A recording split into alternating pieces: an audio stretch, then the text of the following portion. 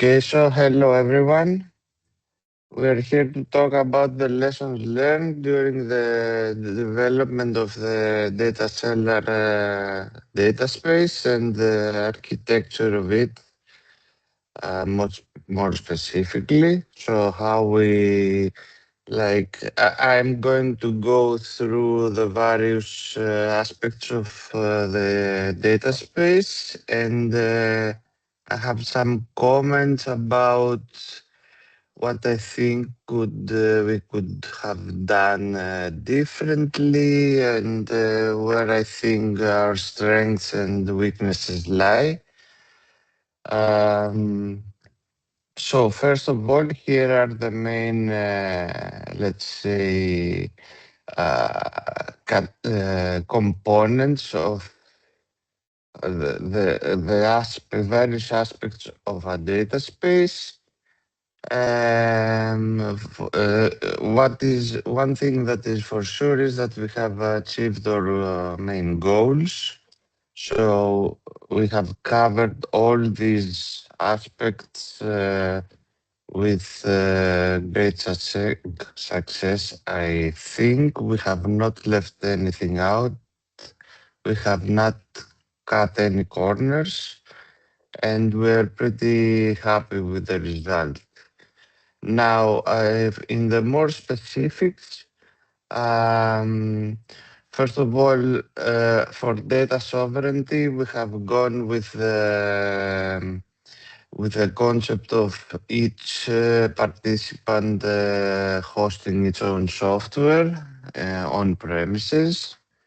So data always stays with the owner, as well as the infrastructure is maintained and managed by the owner. No one has access to the data, and this is one of the main principles of data space. Regarding interoperability, which is a very important component of data spaces, here we had some more difficulties, even though we covered this as well. So we tried to select the maximum, the most compatible and standard software to build upon in order to get the most possible benefits regarding interoperability and compatibility. So this led to two main choices. It was the EDC-based connector, where our connector was based on, which EDC is a very universal framework for developing data space components. Is the Eclipse data space components project. And then we also use the XFSC federated catalog, which is the GAX reference implementation as far as metadata brokers go. And this comes with lots of ready-made things that are described in the reference architecture of GAX. Unfortunately, even though we went to the maximum compatible solutions, we still could not have universal compatibility. This is an issue with the state of the art as data spaces are right now. I mean, there is no really universal way or protocol that defines and restricts and dictates how data should be stored and how it should be transferred and exchanged. So software, all data space related software follow the same principle, but the specifics are different. So we have no real compatibility out of the box. So we need to coordinate and adapt and test with specific other data spaces in order to have it work. I mean, one of the best ways to demonstrate it is that even The same EDC-based connectors do not communicate well when they are on a different EDC version, based on a different EDC version.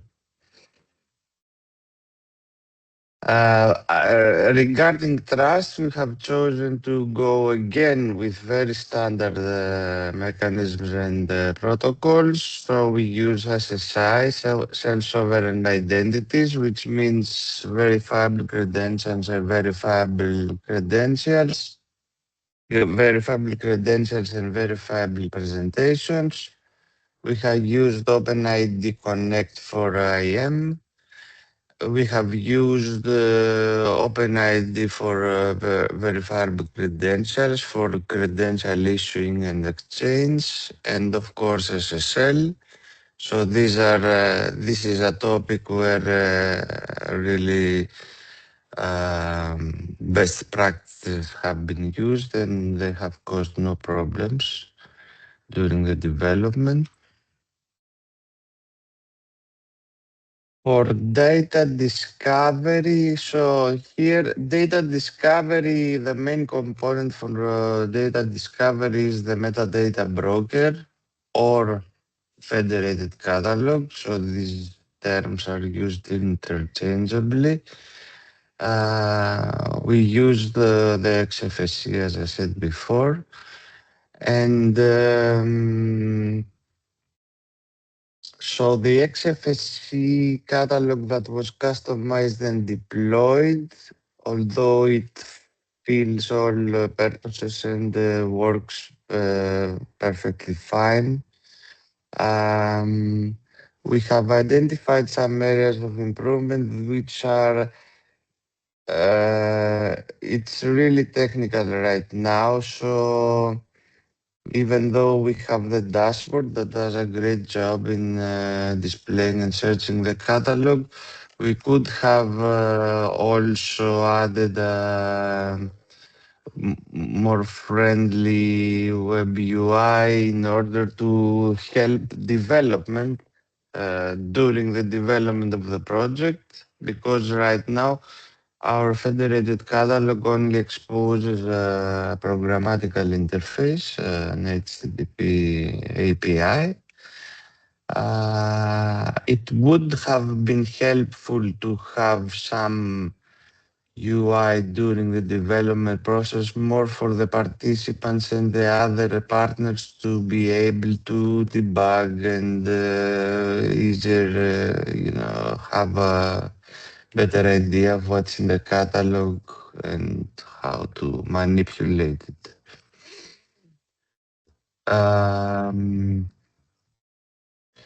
Now, I have also identified three main points that we could have done better, even though it's not limiting us or it's not really a workaround, but I think in the grand concept of things, it could be better architecturally. So my first point is about the dashboard. So the dashboard right now, what the dashboard we have is a great piece of software that acts as a UI front end for the catalog, among other things, and is actually the initiator of data exchanges.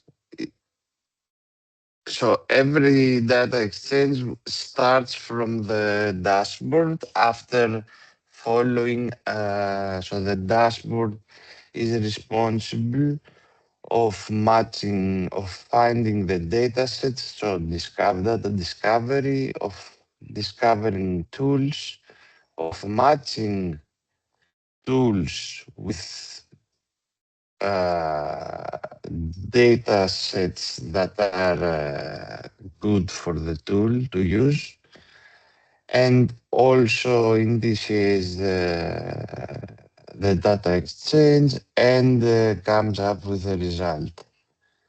So it's a very central and very intelligent component.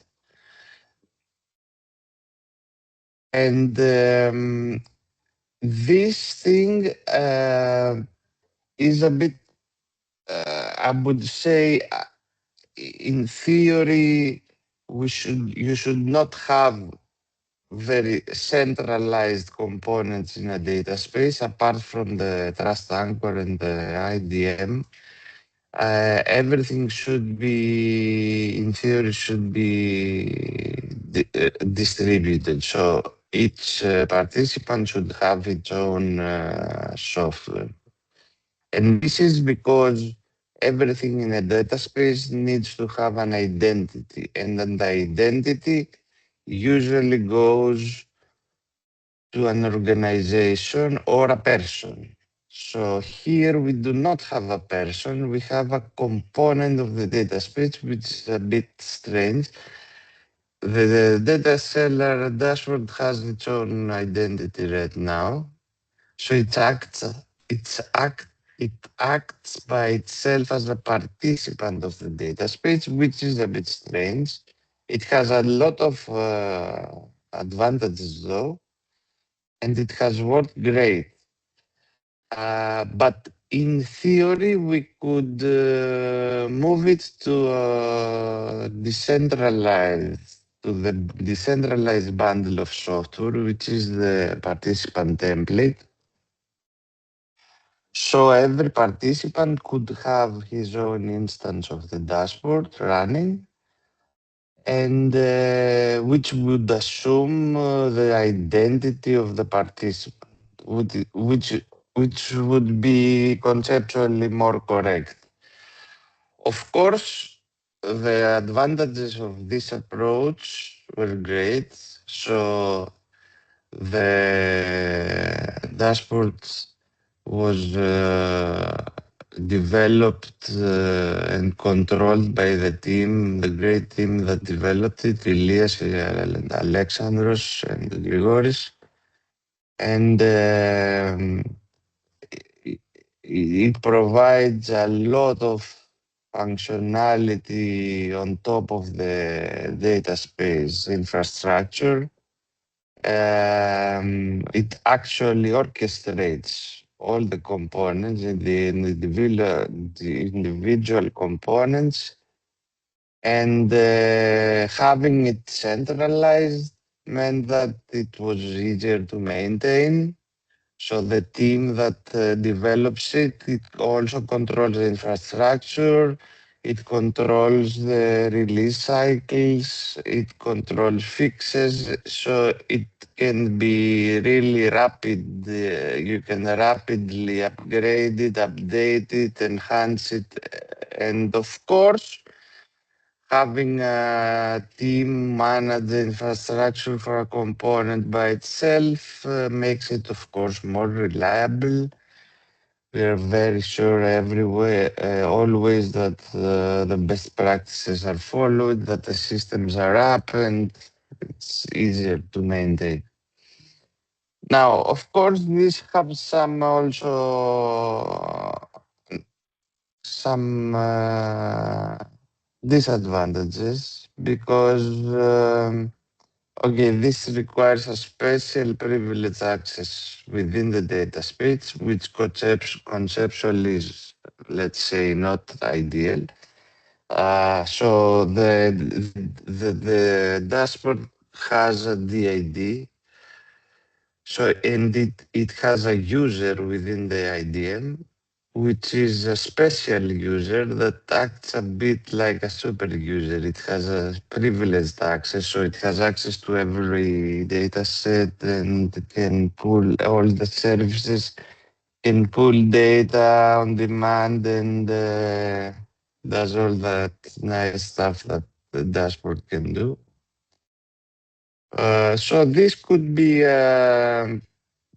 area for improvement. Of course, as it has been architected and implemented, it wouldn't be very hard to move it inside the participant template and have it deployed along with the participant UI and the connector and the rest of the services. Um, this this would require some work, but it's not like a complete redesign. It is compatible, let's say. Now, the next uh, alternative approach. So another issue we identified, the technical team identified during the development of the project was with GAX. So GAX is of course a great project that aims to simplify and streamline data spaces within the EU, and it provides a lot of facilities and documentation and architectures and reference software in order to kickstart the development of a data space, the implementation of a data space according to best practices, as well as the whole governance idea as the EU has it for data and data exchanges and data spaces. So from the beginning, we went full in with GAIX.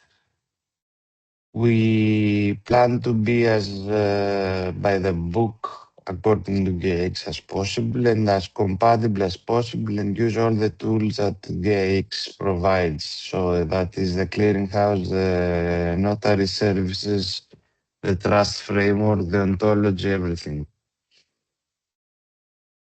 This has proven, to be, it has, of course, it was beneficial, but also caused some problems. And the main problem here is that the GAX is a very big and very rapidly evolving project. This means that using it as a base to build something on is problematic because they make new releases very often, and and since they are evolving and moving fast, they're also deprecating stuff or changing ontologies, changing services, changing APIs. So it made it a bit hard to follow and be, very uh, compatible with the latest version of their ecosystem. Of course, we have managed to do it, but we have faced problems here and there. And I'm not sure we are in the latest version of their services. So I think we're a bit behind because it's really impossible to always be in sync with that project. So our current design is that we natively work with GAX. So the GAX Trust Framework, the GAX ontology, and the notary services are core to Data Cellar. We we use it like real time. We use it during onboarding, and we also use it for. We're using their ontology to catalog the offerings, data sets, and tools within our catalog. Um, it could be that a better approach would be to use the highly optimized data cellar data model from Links for all internal storage and data exchange, and be able to provide GAX documents on demand via translation to help us with interoperability, mainly on interoperability. So this real-time GX document generation would lead into having the best of both worlds, so we can have the stability and flexibility internally to data seller, but we could also leverage the GAX stuff in order to achieve better standardization and interoperability. And my last, let's say, pain point is the onboarding and the deployment. So we have chosen to go with an on-premises approach for the software. What happens right now is that each participant will needs to provide a server, a Linux server, where all the software is deployed, installed and deployed in a very automated manner. So this is really easy to do. But this has also caused some problems because um, the fact is that the VCs, as we have them right now, and it is normal and understandable and expected, are a very diverse group of organizations. So they range from small local companies with not much technical skill and personnel to very big national providers, maybe even international, that have uh, huge IT departments, but also have a lot of bureaucracy, a lot of, um, uh, processes internal to follow that need approvals, etc. So what happened here is that we got various problems during the onboarding from VCs, which wasn't really their fault. It's like the reality more, making an appearance. So we had some VCs that couldn't handle the technical, didn't have the technical skills required to deploy and maintain such a piece of software.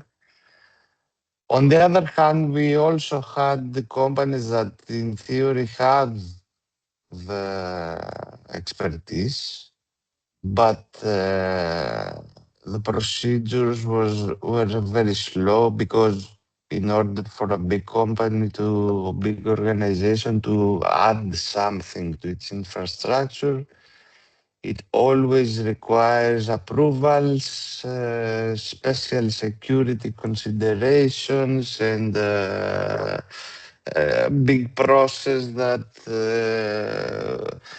for the time window of data seller could be prohibitive.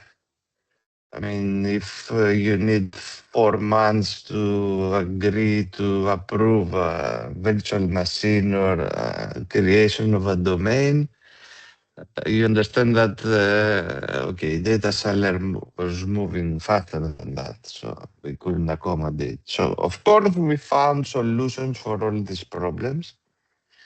But it required a one-to-one approach for each VC and lots of bilateral discussions with each and every one of them in order to solve problems, support them in every little detail to do it. So we did it, but but it could have been better, I think, maybe. So one idea would be to provide the data seller to have provided the entire data space onboarding and software as a service, so as a cloud service. So we could have managed, nodes, participant nodes for each participant, assign those to the participants, and let them work on that. So they could use the UIs to add their data and have it make it so that they don't need to, go to a Linux console and download stuff from GitHub and stuff like that. And of course, allow them to go to the other way as well, like we have now. I mean, those that want can, of course, take it and migrate it inside their premises. So this would be a hybrid approach. So cloud, a data space as a service with the possibility, with the option to deploy on premises locally. So that way we would cater to both organization types. So both organizations without technical expertise, no infrastructure, but also those that can go full on and do the proper deployment and secure it and restrict it and deploy it. I mean, place it within their infrastructure, or whatever fits their needs, the best way, in the best way that fits their needs. Anyway, we found the solutions for all this. Maybe if it would have been designed differently, like this cloud approach from the beginning, we could have saved some work at the end of the project, which is now, to get everyone on board and solve all the problems. But okay, of course, it would require more development, a lot of more development, and at the beginning phases of the project. So it's a trade-off. Not sure which was the best approach. Judging from the result, I think we did fine though. Um, So our final thoughts about the architecture we designed and implemented is that we are happy with the outcome. We achieved all goals. I think we have a perfectly working data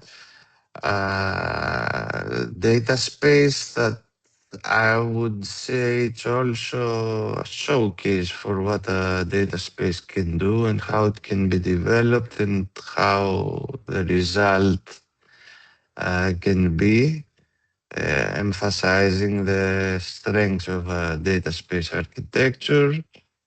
Of course, data spaces are complex things, complex machines, lots of components, lots of teams cooperating, different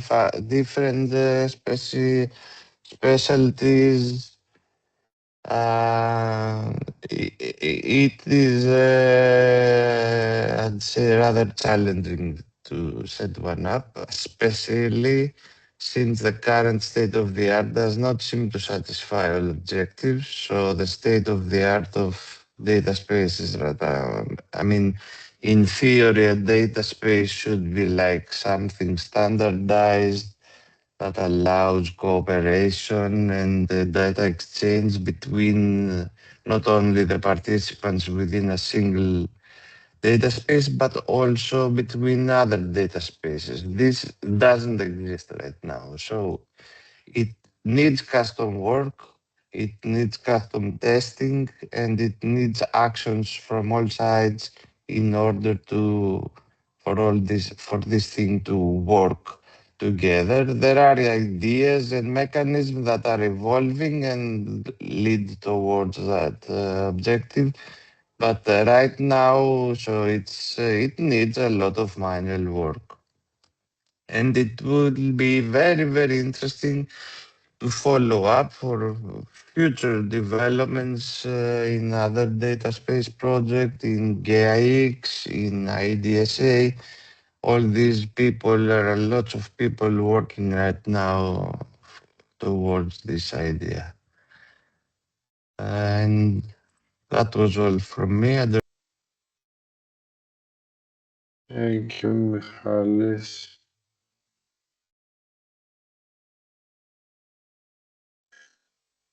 So we'll continue with the presentation from Andres from CTIC. So Andres, please go ahead. Yeah, sure. Um, there you go. Uh,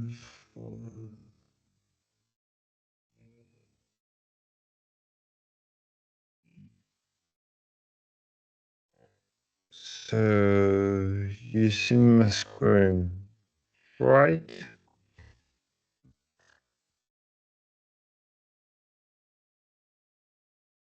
Yes. Okay, thank you. Well, thank you for the time. Um, you'll see that me and Michalis basically agree on everything. I'm going to repeat some of the things that he already said. And as I mentioned, I wholeheartedly agree with his vision of what went well in data cellar and what we could do better in the future. I believe that given the constraints and at the time and the state of the software when we started developing things, that we took the most reasonable approach, or at least a sufficiently reasonable approach.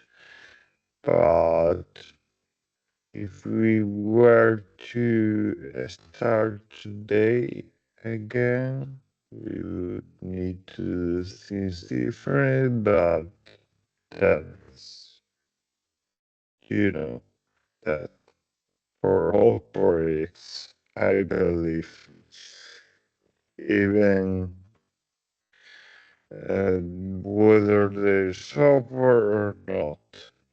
So, what we're going to do today is I'm going to try to provide with a brief introduction to the architecture and development process of the connector, and then we'll go into the lessons learned, with which I believe is the interesting part of the presentation.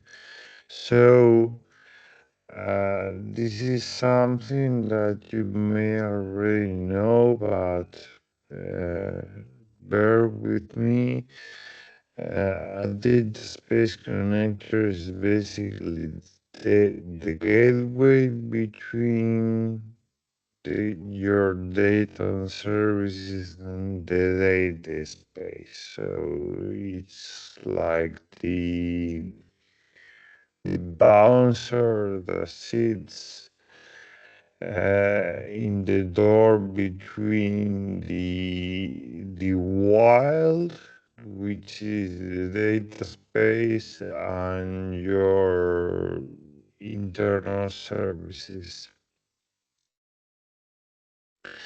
So it enforces policies of the participants, things like that. In other words, it ex- speaks the language of the data space.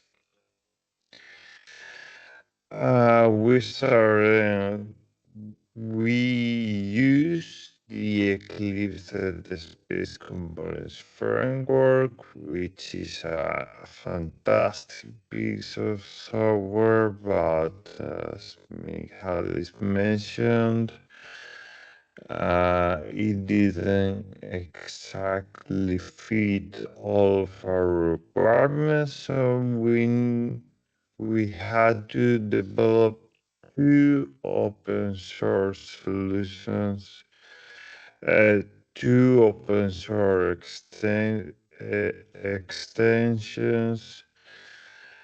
Namely, the first one would the API extension to manage internal assets of the connector. So when you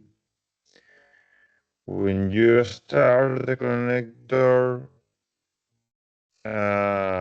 you need to create assets which represent what you're going to offer in the data space. So the idea is that this is a bit cumbersome, so what we did was develop an extension that you provide with an API, an HTTP API, which is one of the most popular technologies that is out there, and it understands the PI and creates all the assets for you. And the second extension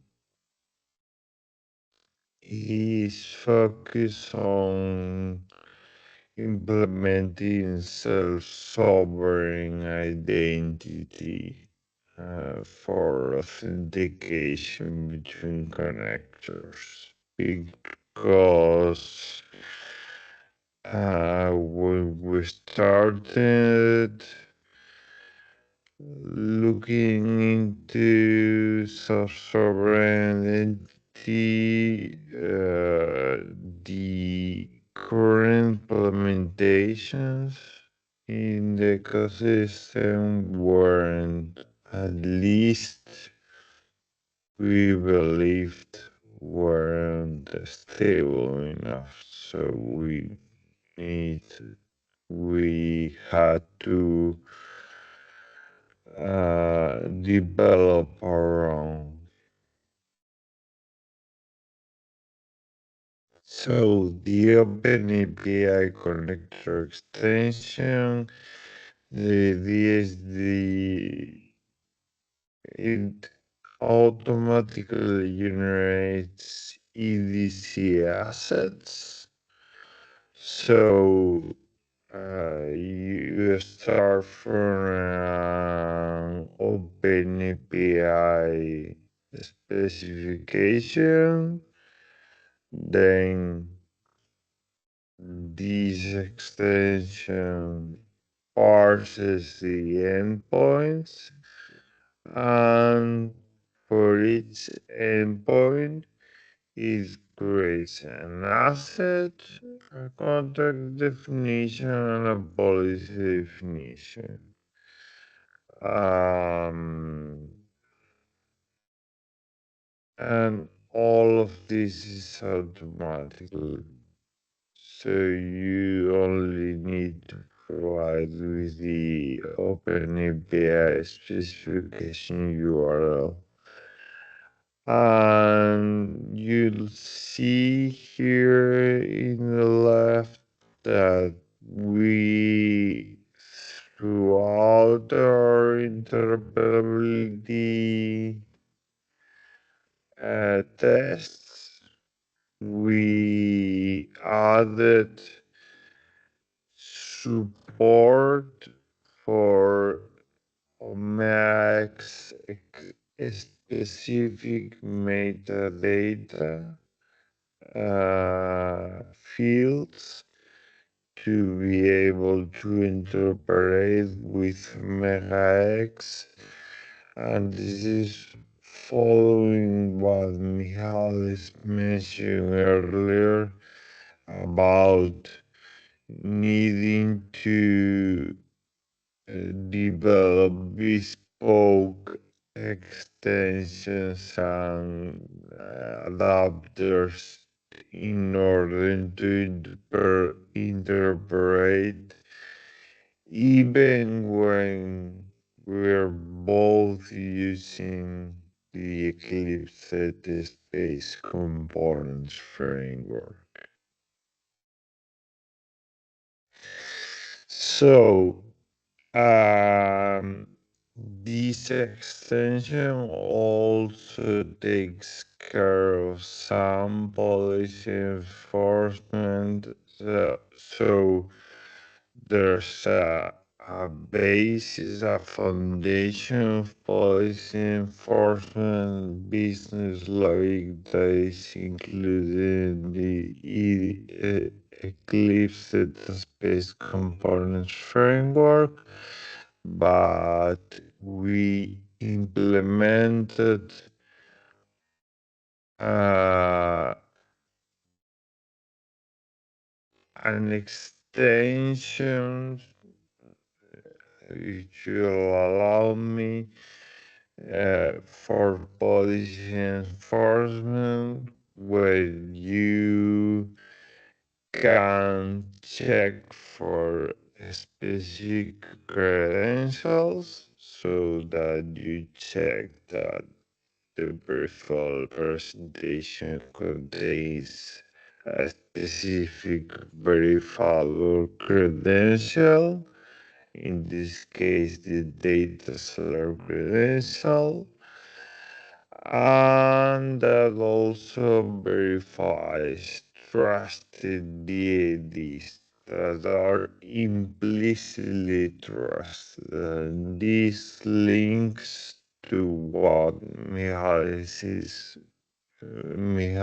was mentioning earlier about the dashboard. So the dashboard is a centralized component, and the deity of the dashboard is implicitly trusted by all the members of the data space. And this goes a bit against the the best practices of the data space, so to speak. You'll see also here that we mentioned the policy decision point, the PDP. This is a remnant from a previous design, but it's still there because, perhaps we'll need it sometime in the future, but uh, you can disregard it for the time being, because in the end we didn't need a policy decision point, but it's still implemented in case it's something it's needed in the future. Regarding the self-sovereign identity extension, so um, we went with Vault ID, which is an open source ecosystem which implements uh, a wallet, an issuer, and a verifier. The wallet manages life cycle all the self-sovereign identity building blocks, the verifiable credentials, the decentralized identifiers, um, things like that.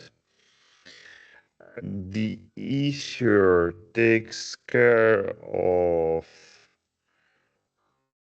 mm, taking issuance requests and actually producing the verifiable credentials that are then sent to wallets, and verifier takes a set of constraints and checks that the presentation matches those constraints and emits a yes or no output. So,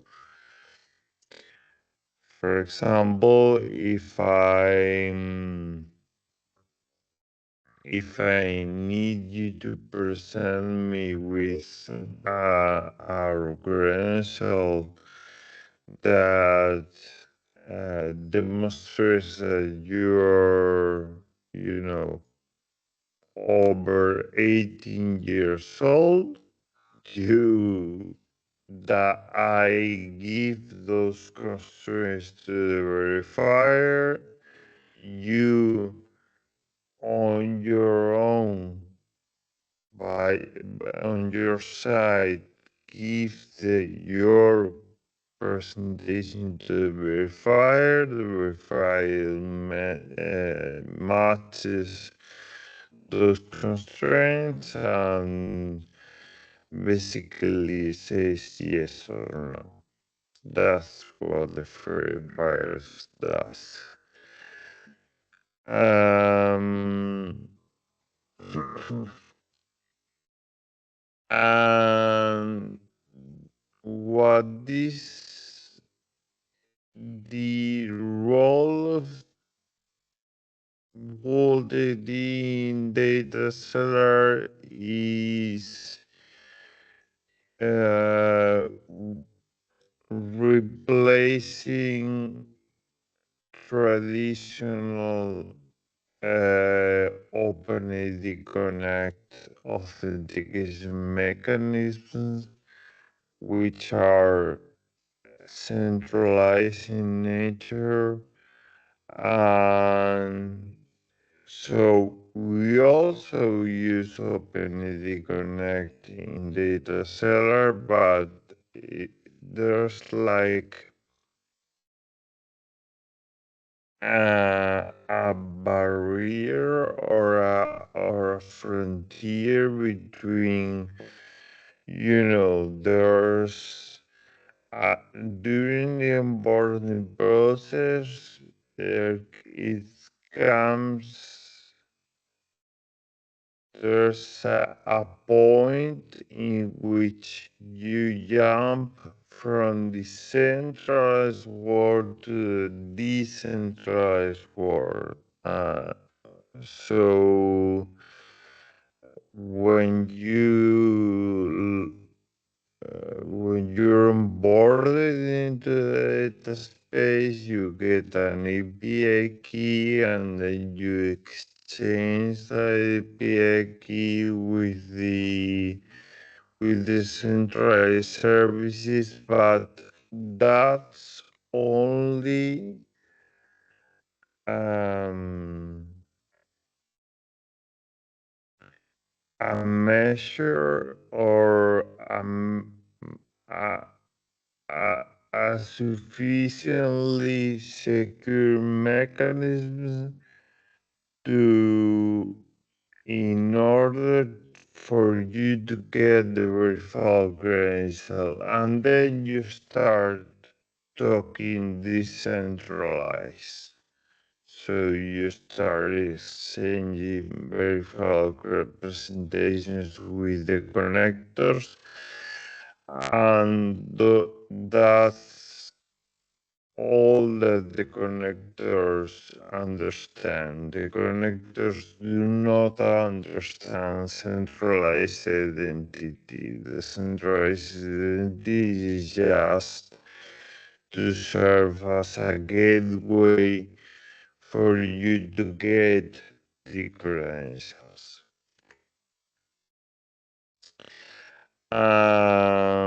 Well, this sequence diagram here demonstrates or illustrates how connectors trust and authenticate each other. So the idea is that you have two connectors, uh, your connector, which is the consumer connector or connector A, goes into your wallet, um, finds the appropriate verified credentials, then it resolves the trust anchor DAD and signs a verified presentation,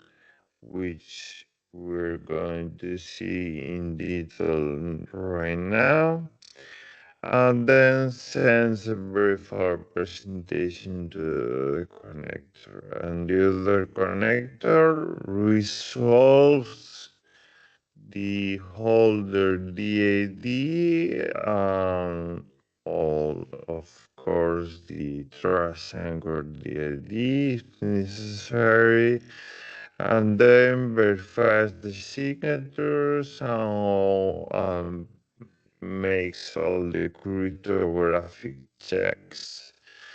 And if all the checks pass, then communication continues. Um, this is an extremely simple and even we could say naive presentation protocol. There are more elegant presentation protocols right now in the ecosystem. We're going to see in a few slides. Um, but this is what we came up with at the time, and this is sufficient for data center requirements. This is a JWT, a JSON Web Token, which is what is actually exchanged by the connectors. This is You don't need to worry about this. This is basically just to illustrate uh, the type of authentication tokens that connectors exchange with each other.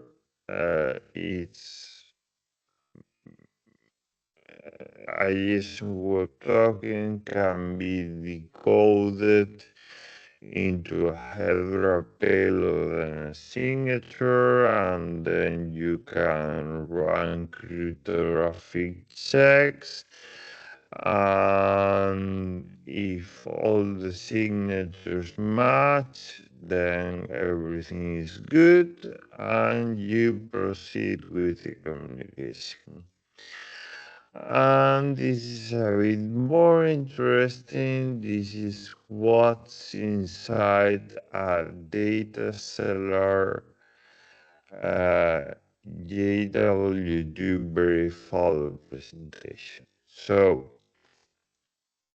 the idea is that the presentation contains credentials. So you don't give the credentials by themselves, you embed them into a presentation. And that presentation, you sign it with your own key in order to demonstrate that you were the one that produced the presentation. This is to check or to validate that a third party is not presenting my credentials in my name without me being in the loop, so to speak. I am the one presenting my credentials, so I signed my presentation with my key. And then inside that presentation, I um put the verified credential that I got from the trust anchor.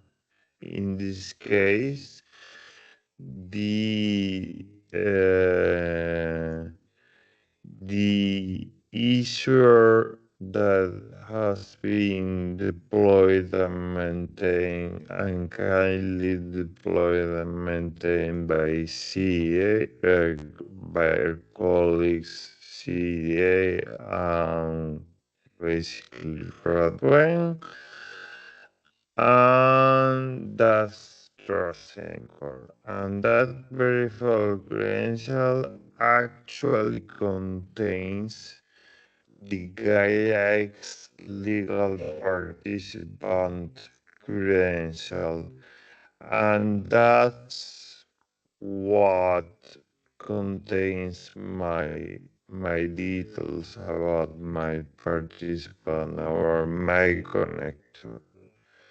And that's the one, that's the actual credential that we need, but we need to use all of these constructs in order to be cryptographically secure, in order to defend against security risks.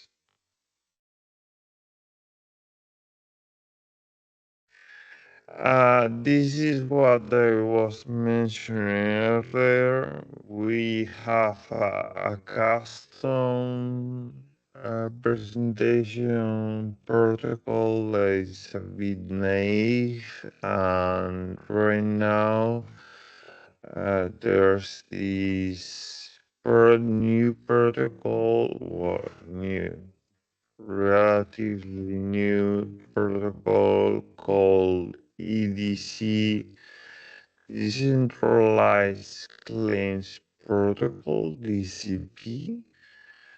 Uh, well, yeah, it's pretty new because as you can see, the latest version is from July 2025. And this is a much more elegant and complex presentation mechanism in which, instead of doing what we do, which is I give you all my credentials every time. So every time I want to communicate with you, here are all my credentials. And that's a bit, that's not optimal, so to speak. So DCP, what it does is allows me to state the claims that I want to check in order for the other side to present them, and it's more optimal and it's more elegant. That's the thing that I want you to understand. And future work, possible future work, would likely focus on upgrading data sellers custom presentation protocol to DCP. But right now, just to be extra clear, we don't use DCP, we use a bespoke presentation protocol. So we also developed a Python utility library. So when you deploy the connector, you have an API, and the API is the one that you utilize and that you interact with in order to make the connector do things. So you want your connector to go to the connector and start the contract negotiation and the transfer process and so on and so forth. You need to use the API. So um, what we try to do in order to make the life of developers a bit easier is develop a helper library. And the library, as you can see here in the diagram, fits in the applications that the consumers develop. So if you're a provider, you have your connector providing your assets, and you're good to go. You don't need to do anything else. But if you want to consume, you need to program the actual applications that are going to consume that data.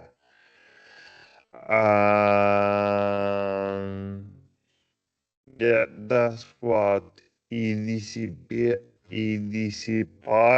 or the helper library is for. And in order to do that,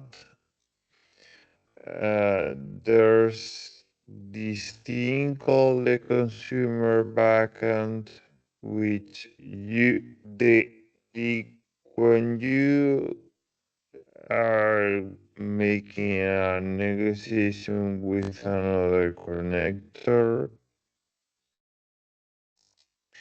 your connector doesn't automatically send back the data to your connector. That goes to another callback endpoint that is defined in the configuration properties, and there needs to be a way to decouple those messages that go to your consumer backend so that you can receive them in your application. And what we did is we have two options. So we have RabbitMQ messaging broker, which receives the actual messages that come from the counterparty connector. So the provider connectors, the ones that you're communicating with, send the messages back to your consumer backend. The consumer backend passes those messages to the messaging broker, and you can read that messaging broker directly, or uh, there's another option which is a bit easier to implement, which is you can directly communicate with the consumer backend API and listen for server sent events. So you call the API and wait and say, okay, I'm waiting for this message. Yes, please let me know when it arrives. And that's what basically how EDC Pi fits into the picture. And yes, to as a final remark regarding EDC Pi, this is not necessary at all. You don't need to use this library. This is mm, completely optional. If you want, you can use other programming language, or you can take another route. This is just in case it makes your life easier. And this is what I was mentioning earlier. This is the consumer backend, uh, which is a piece of software that is required in order to decouple the messages that come from the counterparty connectors to your connector. The last version of the EDC have simplified things a bit because you can actually query your connector to check the the actual credentials that come back from the counterparty connectors.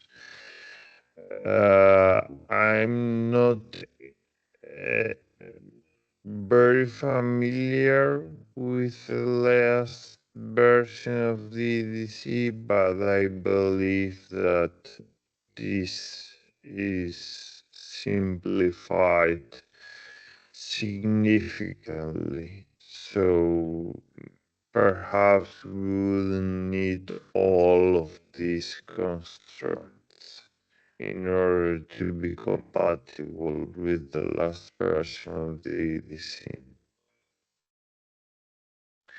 And finally, the most interesting things of the presentation. Sorry for boring you up until this point, but lessons learned. So, as Mihalis mentioned, achieving seamless out-of-the-box technical interoperability is very difficult. So even if we use the same framework, even if we use the same protocols, it's very likely that out of the box we're not going to be able to communicate with each other between data spaces, I mean. So, from our humble experience, if we want to be interoperable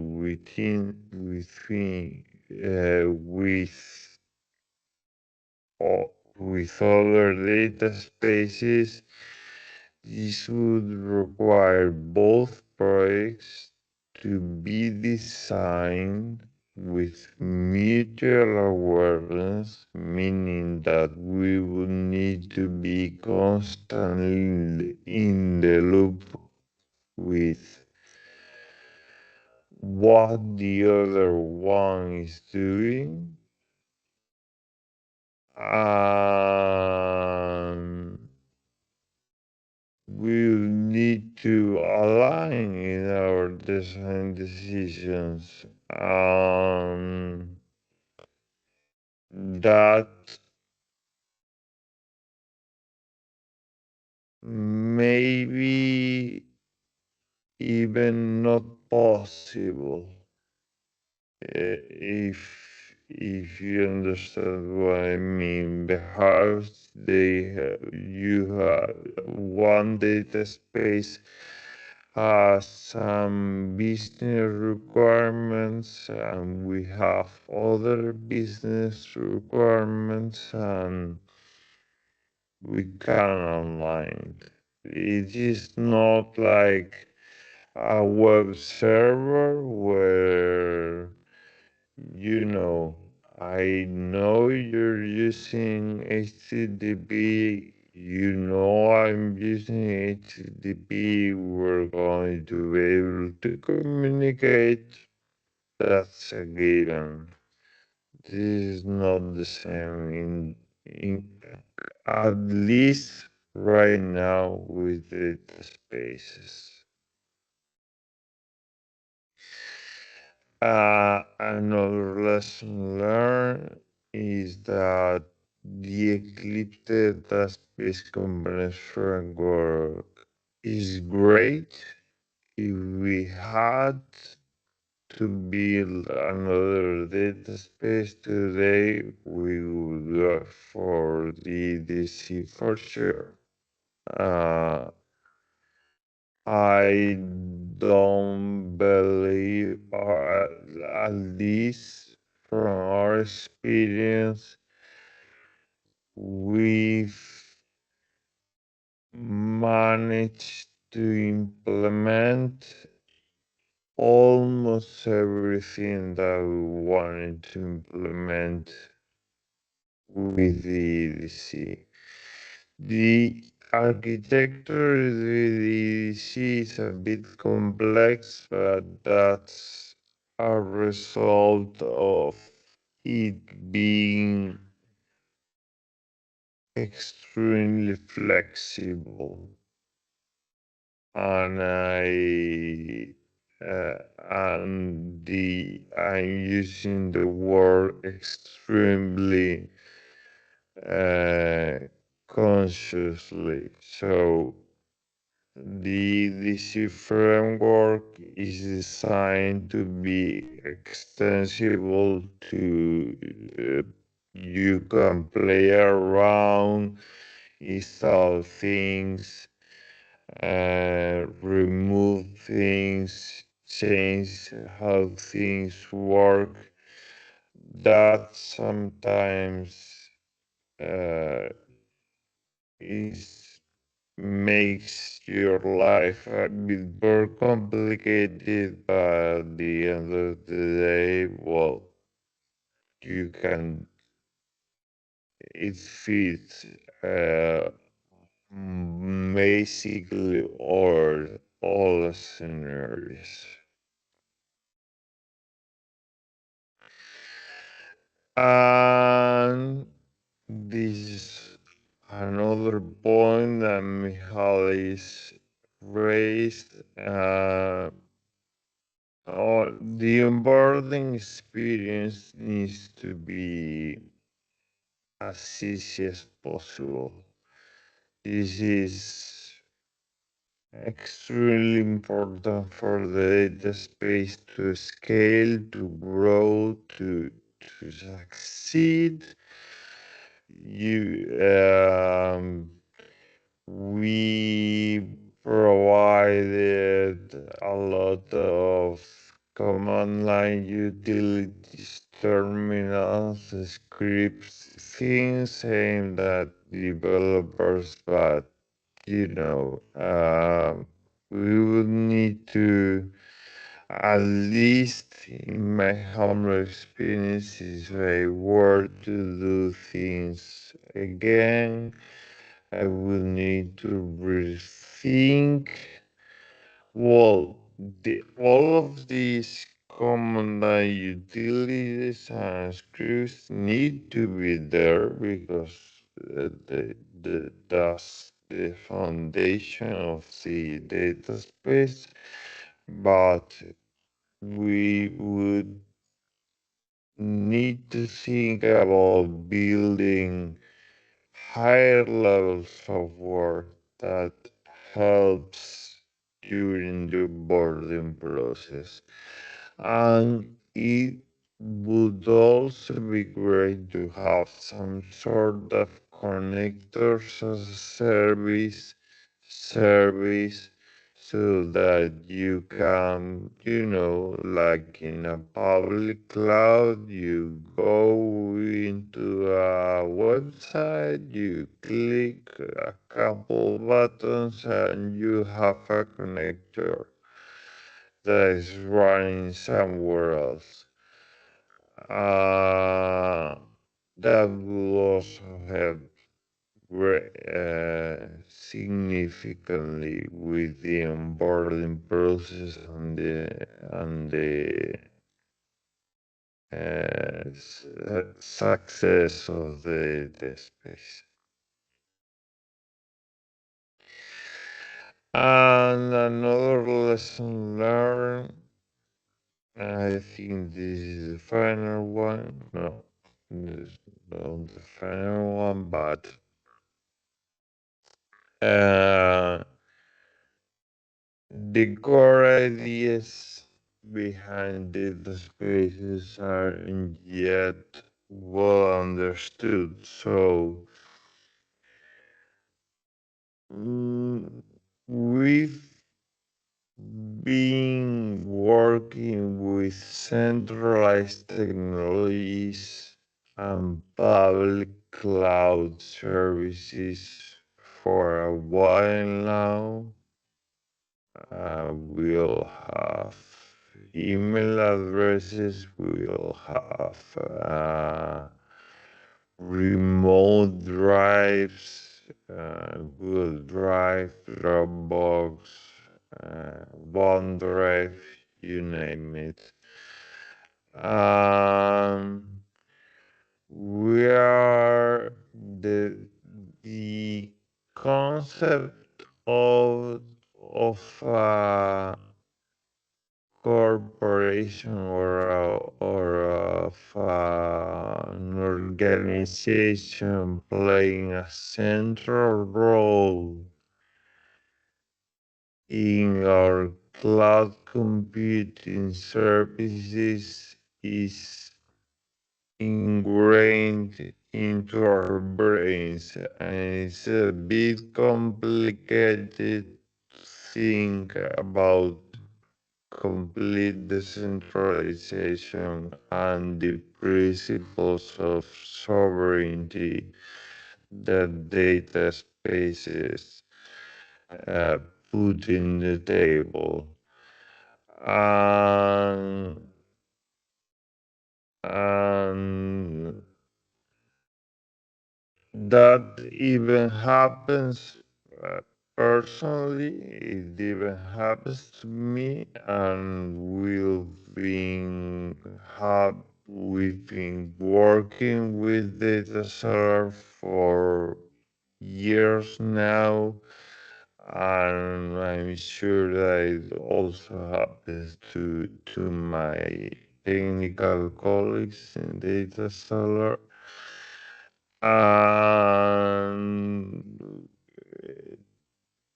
it's, I believe that perhaps investing resources into educational materials that address the very basic points of what a data space is uh, would be nice in order to, if you were to go again and develop another data space, or perhaps try to attract users to another data space.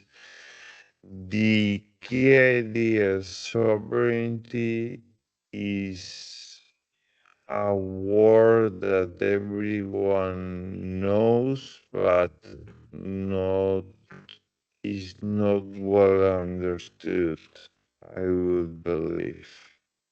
But yeah, that also that's an opinion. So, but yeah, that's my perception. And finally, uh, decentralized identity isn't a strict requirement, so this is something that I believed at the time, but uh, you don't need to have decentralized identity to have a data space. It's a bit weird not to have decentralized identity, but it would be perfectly fine to have a data space that only utilizes centralized identity. At the end of the day, for example, we're using centralized identity for some part of the data space. So if we wanted to, we could use for the entire pipeline or the entire life cycle of the identity in the data space. So, and this is something that we've seen sometimes in some reference and in the literature. Uh, you use decentralized identity to increase sovereignty, but not because it is a strict requirement to build a data space. But that's also an opinion. And that's it for me. Thanks a lot for your time, and I'll be glad to take any questions.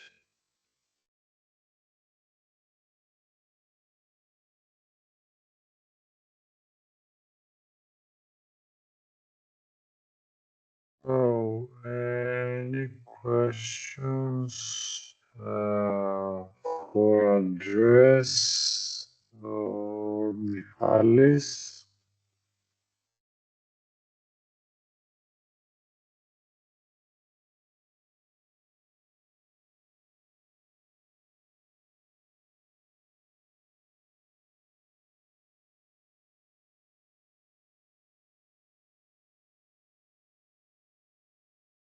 Okay, I have a question, maybe for both of you.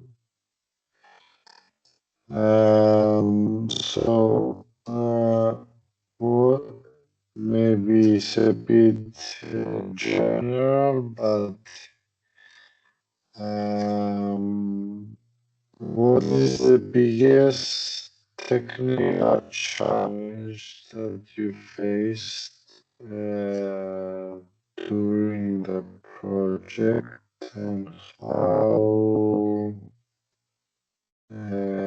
you dealt with it? So I don't know who wants to go first. Andres, you wanna go first?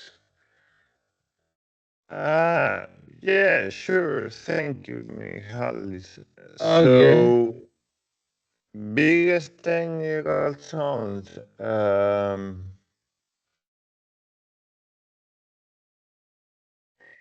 The instability of all the data space software. So, at the end of the day,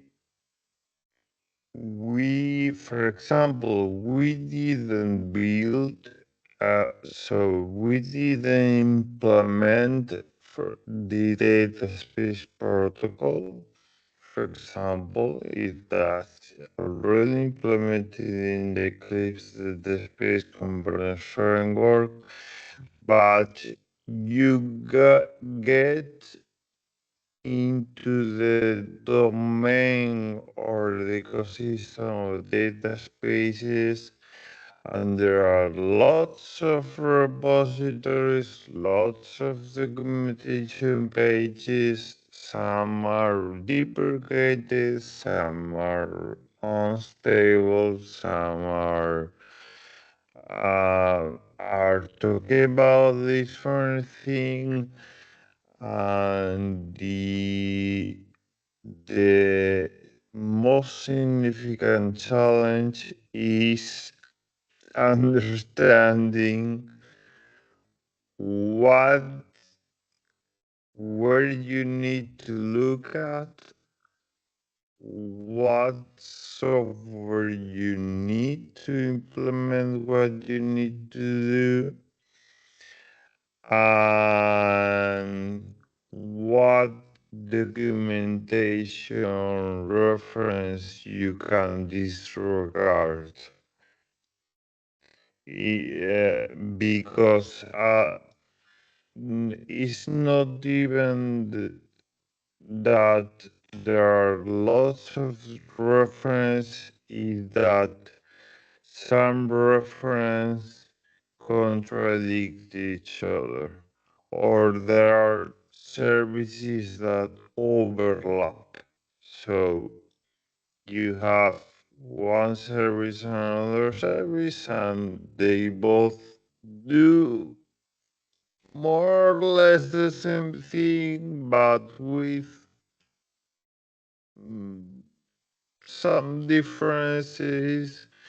So if you start using one, then you cannot use the other. I would say that was the most significant challenge.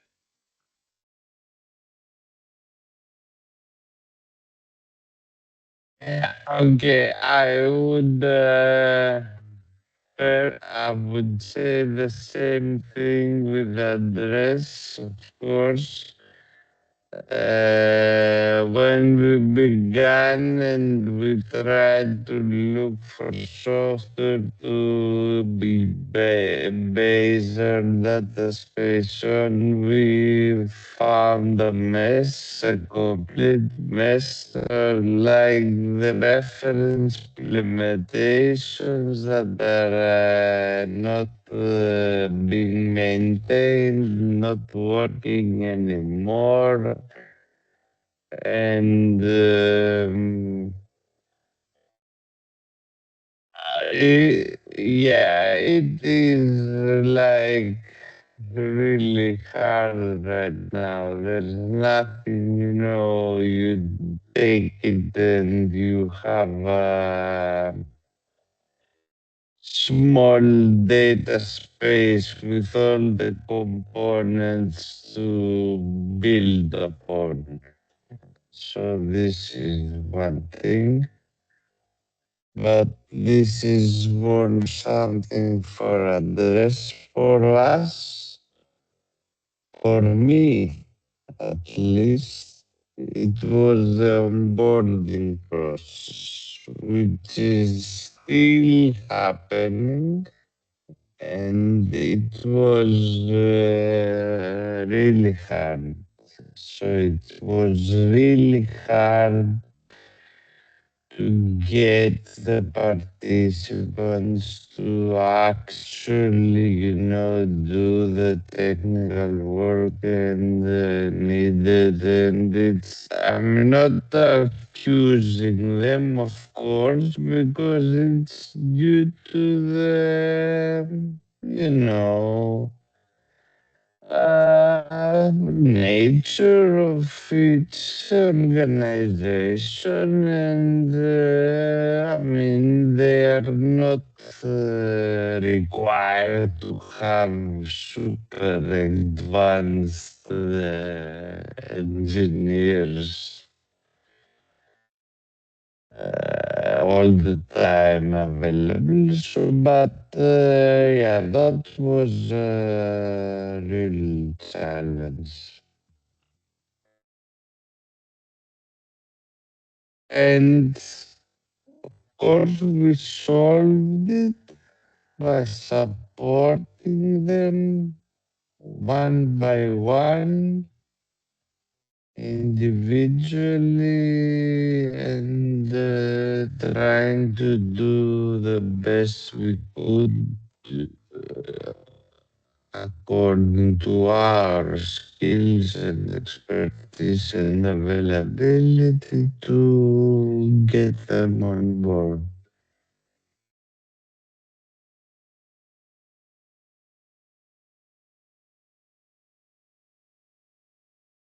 Okay, thank you both. Any other questions?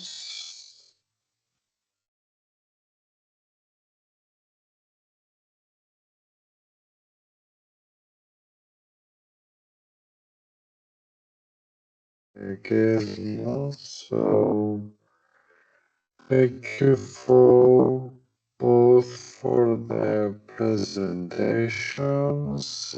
Thank you everyone for attending.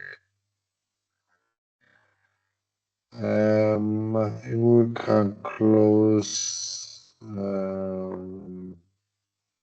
the webinar. So have a nice